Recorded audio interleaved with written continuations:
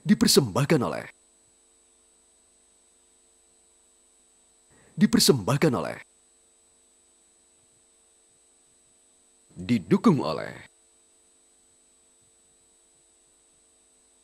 Terima kasih Anda terus di Mata Najwa. Topik kita malam ini melawan arus. Saya undang untuk bergabung di meja ini Direktur Eksekutif Carta Politika, pengamat politik Yunarto Wijaya. Selamat malam Toto. Malam. Terima kasih sudah hadir di Mata Najwa. Sama-sama. Saya mengundang 3 politisi, 3 politikus yang Mbak Lelo. Anda mengistilahkan Mbak Lelo yang berbeda, yang mengambil sikap yang berbeda dengan keputusan partainya. Kalau kita ambil newspacknya kemarin, kampanye Pilpres dan pemilihan presiden. Saya ingin minta Anda menilai secara jujur, mana yang Mbak Lelo? Karena memang Anda nilai ini idealisme, mana yang memang karena alasan-alasan lain, popularitas mungkin. Begini, pertama harus dilihat Mbak Lelo ini sebagai sesuatu yang positif atau negatif terlebih dahulu. Saya harus mengatakan secara ekstrim. Kalau Ahok tidak Mbak Lelo, kita tidak akan pernah melihat seorang anggota Komisi 2 dari Partai Golkar yang dengan berani membuat gebrakan transparansi setiap 1 tahun membuka laporan keuangan.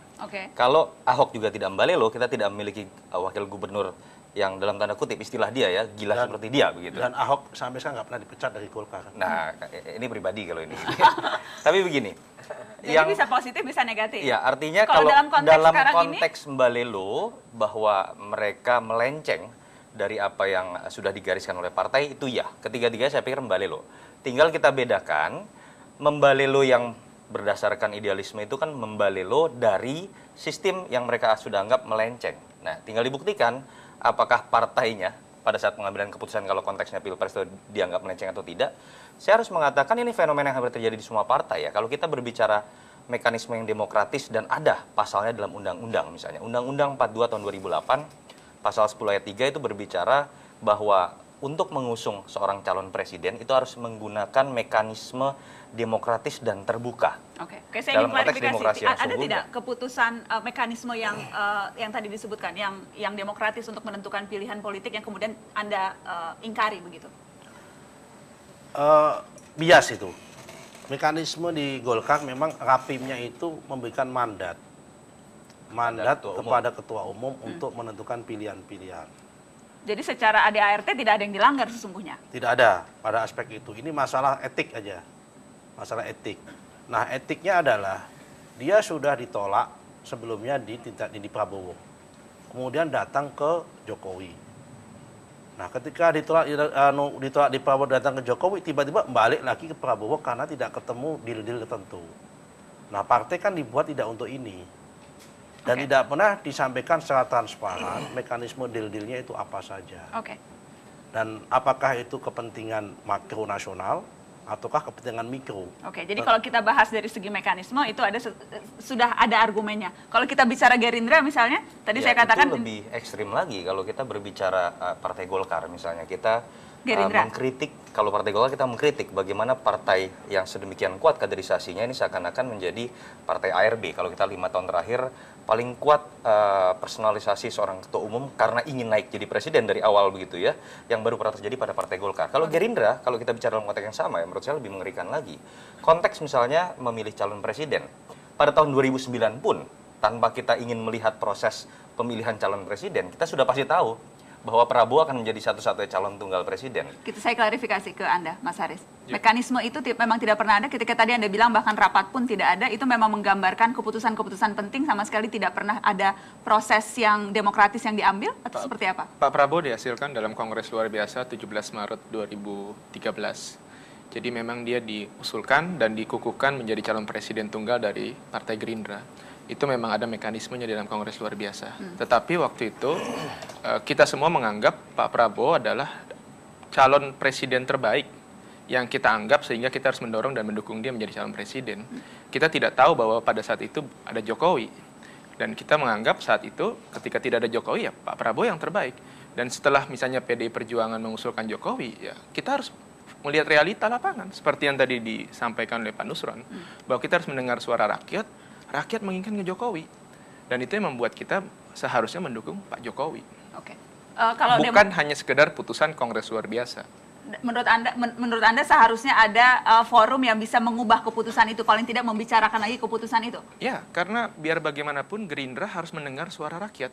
rakyat menginginkan Jokowi. Dan itu sudah terbukti dalam pemilu 2014 ini. Yang hanya selisihnya 7 juta sesungguhnya. Jadi ada argumen yang mengatakan ya boleh saja ada yang menginginkan, tapi 40 sekian persen lagi menginginkan Prabowo Subianto. Oh iya, tapi yang jelas kita lihat hasil akhirnya. Finalnya Pak Jokowi yang menang. Oke. Kalau Demokrat bagaimana menilai Ruhut Sitompul di antara para yang balelo ini? Karena sejarah balelonya sudah banyak loh, Bapak yang satu ini.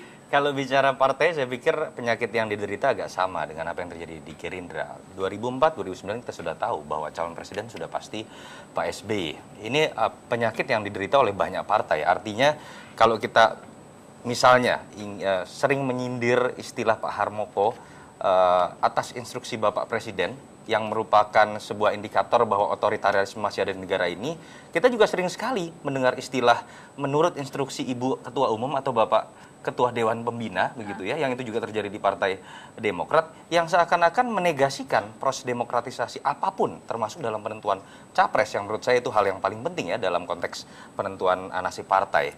Demokrat menurut saya saat ini kebetulan kasusnya agak berbeda.